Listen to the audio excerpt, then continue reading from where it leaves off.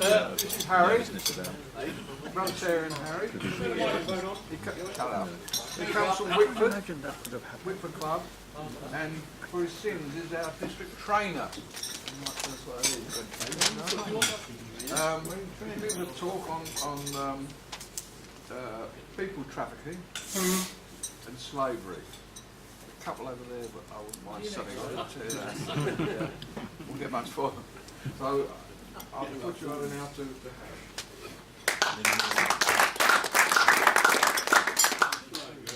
Thank you very much for that, Bert.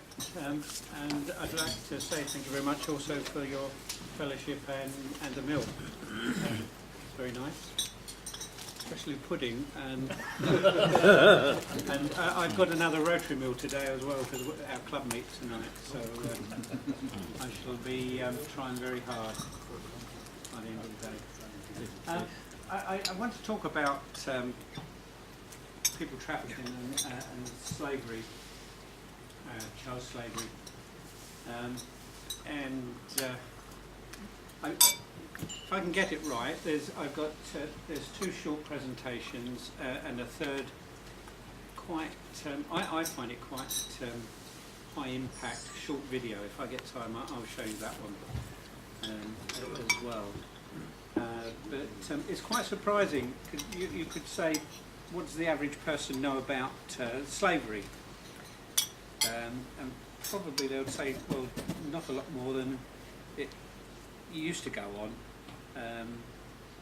In a society that was perhaps less enlightened than we are today.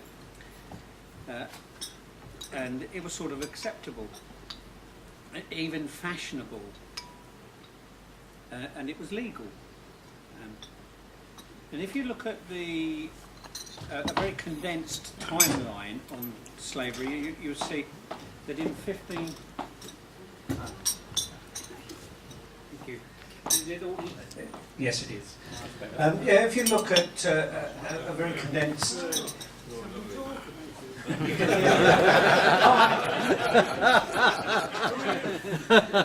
In 1562, the first English slaving expedition was recorded. By 1807, Wilberforce was successful in getting the government of the day to abolish the slave trade. And they were as crafty then as they are now, because it was the slave trade, not the keeping of slaves. By 1833, some 26 years later, slavery was finally abolished in the British Empire. William Wilberforce died about 3 days after it was made illegal. The records show from that time, in the 400 years up to the abolition of slavery, that more than 12 million African slaves were trafficked. 12 million in 400 years. People have said to me, how do you know? Well, they're sort of roundabout figures, they're not exact, but 12 million, if you think of shipping owners then, they used to like to know what they were carrying because it was money. So records were kept and they're able to check. But just what is trafficking? Dictionary states that trafficking is the action of dealing or trading in something illegally. So people trafficking is the illegal transport of men, women and children from one area to another, and in those days generally for the purpose of putting them into conditions of slavery. So whichever way you look at it, since 1807 human trafficking has been illegal, since 1807. In financial terms, and Norman's listening very avidly here because he was looking for a new enterprise, he said. In financial terms, it's up there with drug smuggling and gun running and the illegal weapon transactions. It's documented and accepted that now, that's in 2010, some 200 years after the abolition of the slave trade, there are approximately 27 million slaves in the world. But you could say, well, this is England. We're not involved in that. So what are we worried about? What are we?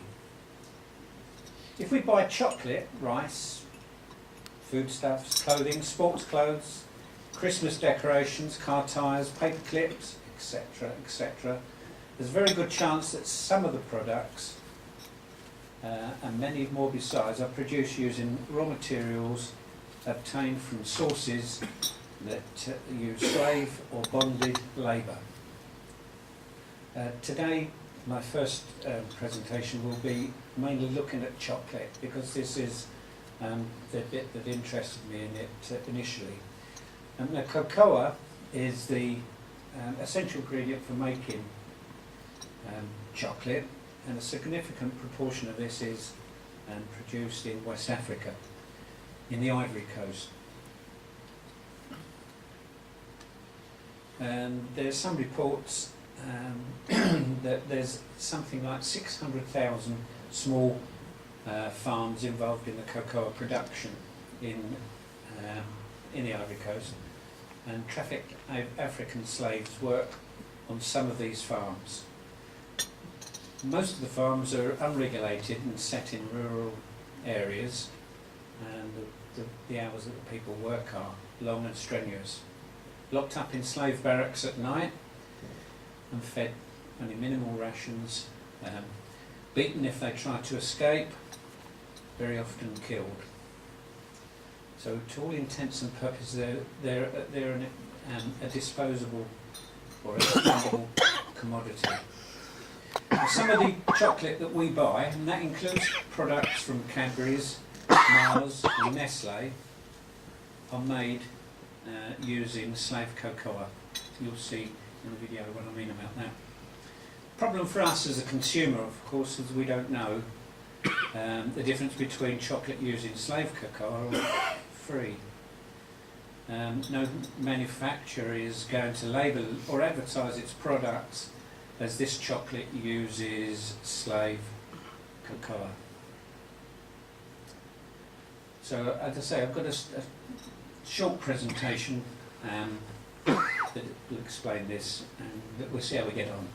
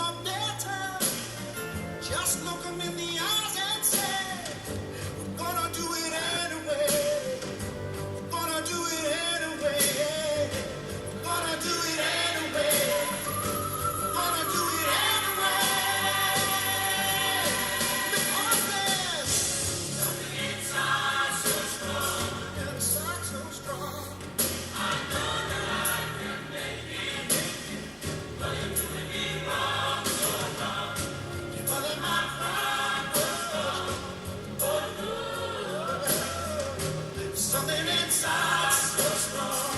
Something inside so strong.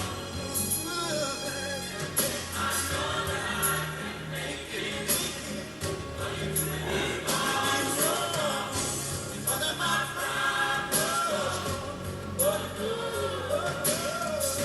something inside so strong. Something inside so strong. Something inside so strong. Something inside so strong.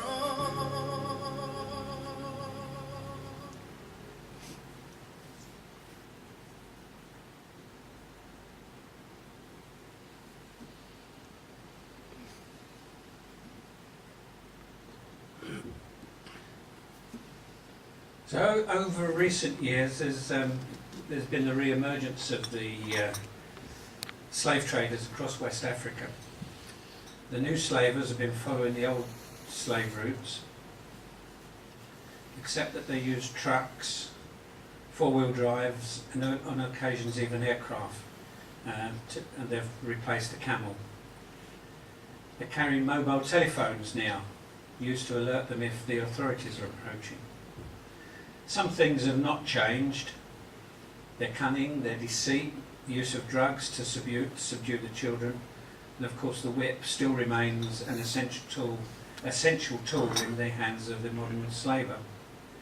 Trafficked children may have been kidnapped, but some are sold or purchased. They're sold by parents or relatives for between $20 to $70 each in the poorer states, such as Benin, Mali and Togo. Then sold again into slavery to be used as unpaid domestic servants or sold into sex dens. They can fetch upwards of $350 each in the wealthier oil-rich states such as Nigeria and the Gabon. If there's a natural disaster anywhere, the traffickers move in quickly. They're first on the scene. They arrive before the aid agencies and looking for and befriend and traffic any orphans they find. You see, a trafficked child has no rights, none at all. They're forced into prostitution, become boy soldiers or enslaved workers under the control of slave masters. Children bought and sold as slaves are denied an education, denied the chance to play or to use toys, denied the right to a future. Their lives are at the mercy of their masters, and suicide is very often their only means of escape. Children are sold into slavery knowingly or unwittingly by parents and relatives. And parents are sometimes tricked by stories or offers of respectable jobs. Promised a better way of life for their offspring, they often succumb. It's very often just one mouth less to feed, and at other times children are just kidnapped. Girls can find themselves trafficked and used for prostitution, and when this happens there's little or no hope or escape or return home for them. Boys fare no better, and the slave traders are trafficking boys whose ages range from 9 to 16, often taken from their home countries and sold to the cocoa farmers in the Ivory Coast. They work, as we've already said, small farms dotted across the country, harvesting the beans under inhumane conditions. Many of the boys traffic from neighbouring countries to the Ivory Coast, where the farmers need cheap labour. They just snap them up. It's a funny process, the growing of cocoa. It's best on small farms, and this is how it happens. A year's output from one tree can produce enough chocolate or cocoa for 3 large chocolate bars, and you know how much we eat. The horrendous conditions under which the children are forced to toil on the cocoa farms becomes even more disturbing when the facts are put alongside the idea that much of the cocoa will ultimately end up producing this sort of thing. that people associate with happiness and pleasure. Just goes to show how poles apart we are, but drawn together in a web of trade.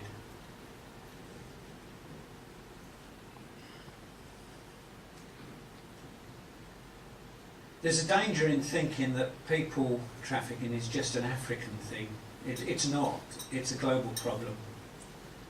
It occurs here in the UK, and I've read reports recently that around 4,000 girls and young women per year are trafficked into the UK for prostitution. Only some high-profile cases of trafficking make the news. There was those that involved the Morecambe Bay disaster. In 2009, 74 young girls went missing in just 1 year from a council immigration refuge in Hillingdon. And I don't know if you remember the tragic story of a young African boy whose body was found in the Thames. He was trafficked to the UK for human sacrifice. I know they're not connected with the chocolate trade, but it just goes to show the scope of human trafficking. I'll move on to another one, if I may. I'll take questions afterwards. The chocolate slaves were the subject that caught my eye initially, and I've made various investigations since, and it gets wider and wider. It is really frightening the more you tend to look at it. There's nothing to say on this one.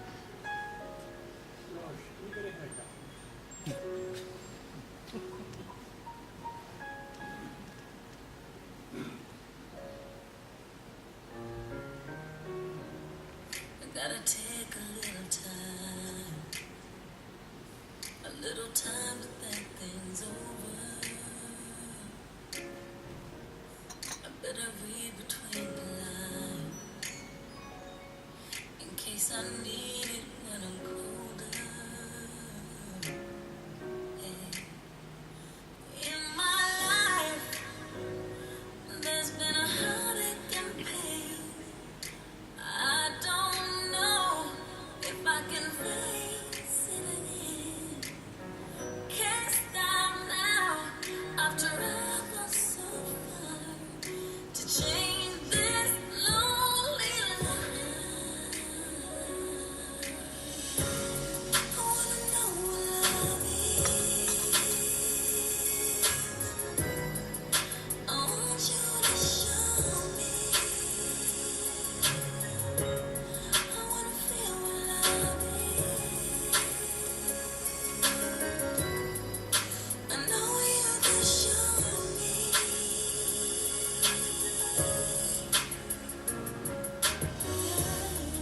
Gonna take a little time to look around me. I got nowhere left to hide. It looks like love's finally found me. Oh, in my life, there's been heartache and pain. I don't know if I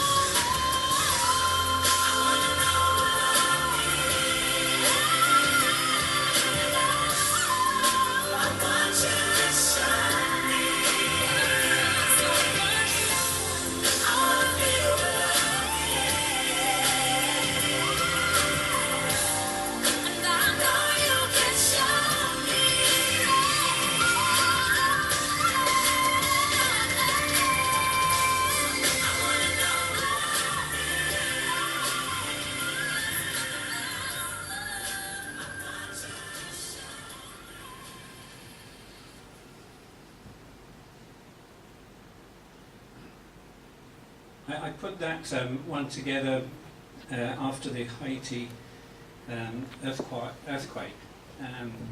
You may have heard that there was talk of trafficking and that sort of thing going on. There are major problems in the country before the earthquake, not getting any easier, and will not get any easier in the foreseeable future. I belong to a couple of organisations that are against people trafficking. One of them is called Stop the Traffic. They've released something aimed at schools. I was at St O'Brien. I've been round to some schools and talking about slavery. This, I think, has got a tremendous impact, and it's very, very subtle. It's called Don't Be Oblivious.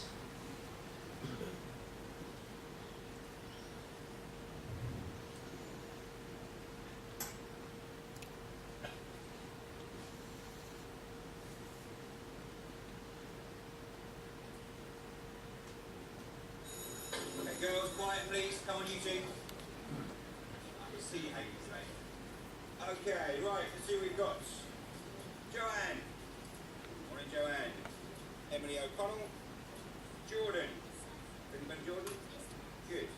Katie. Yes, sir. Georgia Abla. Yes, sir. Gina. Emily. Emma. Vicky. Yes, sir. Amy. Yes, sir. Michelle. Yes, sir. Hayley. Francesca. Don't be oblivious to the dangers of human trafficking. Every minute, another young person is trafficked into sexual exploitation. You can stop this. Go to startfreedom.org.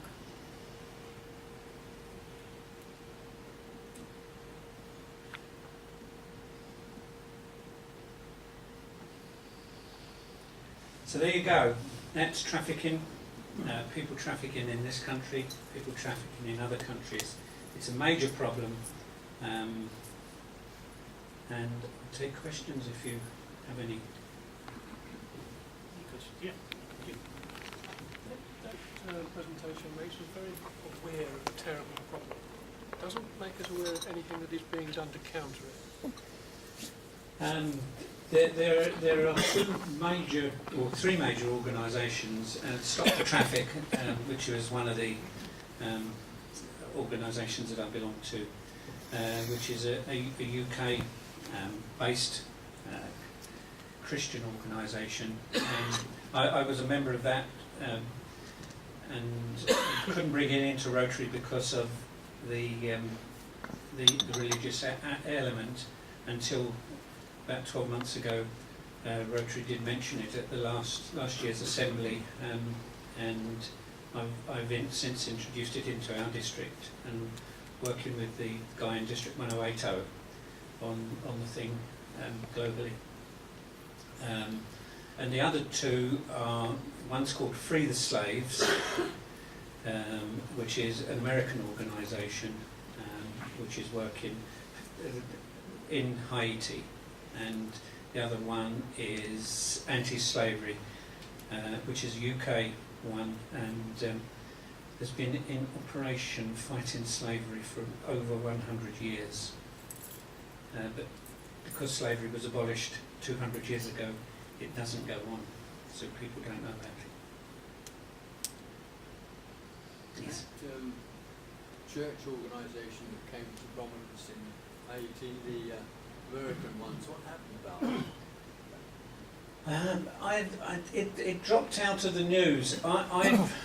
I rather suspect, and this is without any sort of real knowledge, I rather suspect they were possibly duped and probably not guilty as they perhaps seemed, because the traffickers are far too smart to be caught the way that they were. What they were doing was illegal, and I think they were misguided. But the traffickers get the children out, and the figures in Haiti, with a population of 10.5 million, before the earthquake, there was 250,000 rest of ex, which is slaves. rest of it being French or Creole for live-in. So they live in with families that buy them from their parents, basically. There's a multi-agency set up in Barking and Dagenham at the moment to address the issue of slavery. Thank you. Perhaps I'll have the address, please, before Volume. You wouldn't have had your... Sorry? No, so there's a multi-agency set up in Barking and Dagenham at the moment, of which I'm a member, because it's been brought to light the increased trafficking in terms of a sex trade. So there is a committee being set up to address the issues at the moment. Thank you. I'll come back to you. I gave this talk at Lee, and they said, well, this doesn't go on here. And then one of the guys said, oh, hang on, there was a bust in one of the houses out further out, Canoodham way, and he said it was a brothel, and I said that's what we're talking about. They were trafficked people, and there was convictions in Pitsea as well. As you say that the trafficking is so obvious in these various countries, what are the governments of those particular countries trying to do about it? The governments themselves? I can tell you what is happening in lots of countries. What's happening in the Ivory Coast, it doesn't go on. What's happening in Ghana, I've got another presentation on Lake Volta, which is the fish boys on Ghana, and I'm in contact with two agencies in Ghana.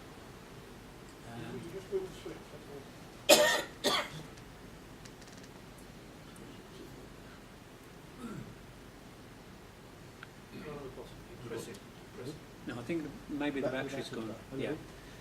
I'm in touch with them. They're not there, they've gone. Yeah, I'm in touch with two agencies in Ghana that were taking boys from the lake into refuge. And one of them was expelled from the country for taking boys from the lake because Ghana was the first country to sign up the UN mandate against slavery, and so they said we signed up first. It doesn't go on. End of story. It's ignored. It doesn't go on because they say so, and it's strange. It's very strange, but it is. Believe me, it is going on. There's 7,000 kids on Lake Volta, and some of them never get off. These brothels, as you say there, they're obviously illegal. Why don't the authorities, police or whatever, do more about closing them down? Because they know they're happening, they know they're going on, they see them. I mean, there's ones that are around that go on year after year after year, and they just let it carry on. Why don't they go in heavy, close them down? I've no idea. No idea. I mean, you could wipe them out just like that if they really put all their forces into actually closing them. Well, there was talk last year. We did have a petition to the government because they were shutting down one of the police units that were looking at that in the metropolitan area in London, I think, and it failed. I think it closed. I've no real idea why we don't. Are you implying on your presentation that if you buy something with the Fair Trade logo on it, that it's actually not being produced with slave labour? If you buy, it's implied. yes, if you buy Fair Trade, it is fairly traded. The growers get a good price for their product, generally slightly over the market value, and they're required to put something back into the community, and they're monitored. The same with the Rainforest Alliance. They go in, they're a little more involved, the Rainforest Alliance, but you can reckon that they will be slave free. Interestingly, Cadbury's have just introduced one product, their dairy milk, just one bar, which is fair trade. Out of all of their products, So they're saying this bar is slave free. We buy 43% of our chocolate ingredients from the Ivory Coast, so the rest of it is slave. Well, it's interesting because you do see that over quite frequently. Yeah. Mars, they've introduced, their Rainforest Alliance, they've got Galaxy, one bar that is Rainforest Alliance, and by the year 2020 the whole range will be. That's 15 years after they said that they would, but there's just one product. And Kit Kat, or Nestle, have just introduced the Kit Kat 4-finger bar as fair trade. 2-finger bar, which is the most popular one, is still the slave cocoa. One more question, please. One more question. Points covered by David. Okay. Any more questions for? Okay. Thank you. I think I propose to take this on occasion.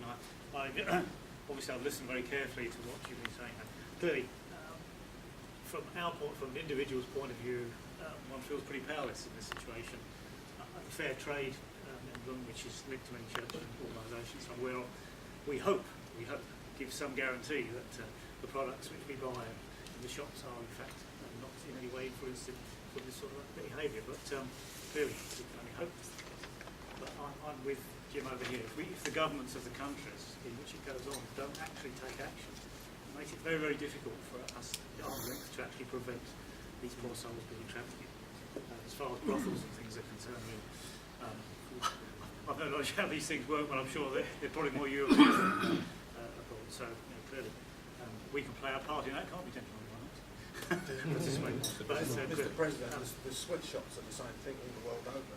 The governments know about them, but they don't do nothing about it. I'm just going to say, until financially, it's the governments are persuaded that it's while they're making money out of it. I don't know how to stop it, but I think we must thank you, Harry, for bringing this to our attention. It obviously worries all our consciences, I'm sure. Without you coming around and doing this good work, we wouldn't be aware of it, or so keenly aware. So thank you very much for taking the trouble. I'm sure everybody is very grateful. Thank you.